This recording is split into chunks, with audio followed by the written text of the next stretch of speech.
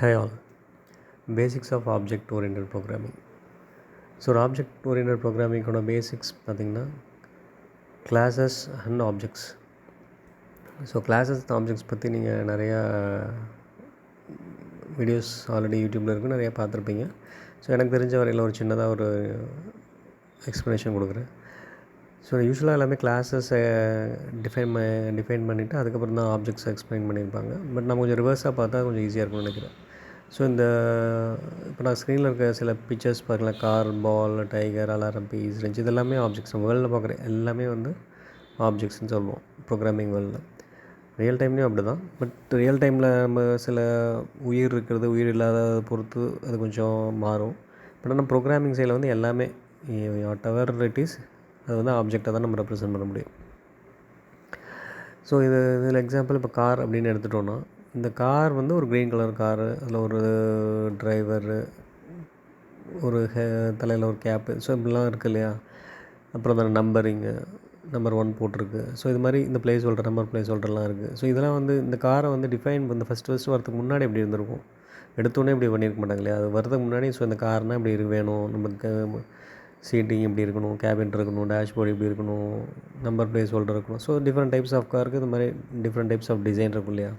அந்த டிசைன் ஃபேஸை தான் நம்ம கிளாஸ் அப்படின்னு சொல்லுவோம். இந்த ஃபைனல் டிசைன் அதை கிளாஸ் அப்படின்னு சொல்லுவோம். அதேமாதிரி பாலும் அதே மாதிரி தான். எடுத்தோடனே பாலுங்கிறது இப்படி கண்டுபிடிச்சிருக்க மாட்டாங்க இல்லையா. ஸோ ஃபஸ்ட்டு திங்க் பண்ணியிருப்பாங்க. ஸோ இந்த மாதிரி ஒரு கேமோ இல்லை இதுக்கு இப்படி ஒரு பால் வேணும் அப்படின்னா, ஸோ அந்த பால் என்ன மாதிரி மெட்டீரியலில் பண்ணலாம், அதில் எவ்வளோ ஏர் இருக்கணும், அது எவ்வளோ எப்படி இருந்தால் நம்ம கிக் பண்ணி விளாட கரெக்டாக இருக்கும். ஸோ இதெல்லாம் டிஃபைன் பண்ணி முடிச்சதுக்கப்புறம் தான் மேனுஃபேக்சரிங் ஸ்டார்ட் ஆகும். ஸோ அது மாதிரி தான்.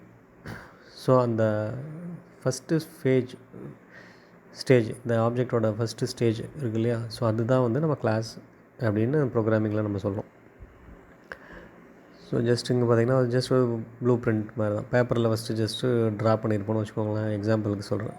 ஸோ கார் ஒரு ரியலாக வர்றதுக்கு முன்னாடி பேப்பரில் இந்த கார்னால் எப்படி இருக்கணும், அப்படி பால்னால் இந்த மாதிரி இருக்கணும், அலாரம் பீஸ்னால் எப்படி இருக்கணும். ஸோ இந்த மாதிரி ஃபஸ்ட்டு டிசைன் பண்ணிவிட்டு இந்த டிசைனில் இருந்து ஆக்சுவல் மேனுஃபேக்சரிங் நடக்கும். ஸோ ரியல் ப்ராடக்ட் வெளியே வரும் இல்லையா.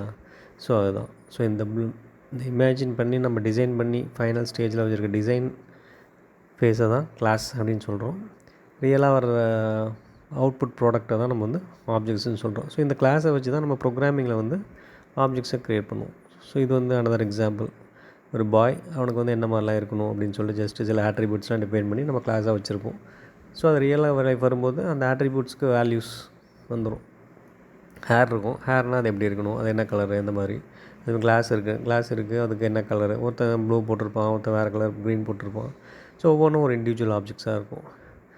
ஸோ இதுதான் கிளாஸ்க்கும் ஆப்ஜெக்ட்ஸ்க்கும் இருக்கிற டெஃபினேஷன் அண்ட் டிஃப்ரென்சஸ். ஸோ புரிஞ்சிருக்கும்னு நினைக்கிறேன். Thank you all.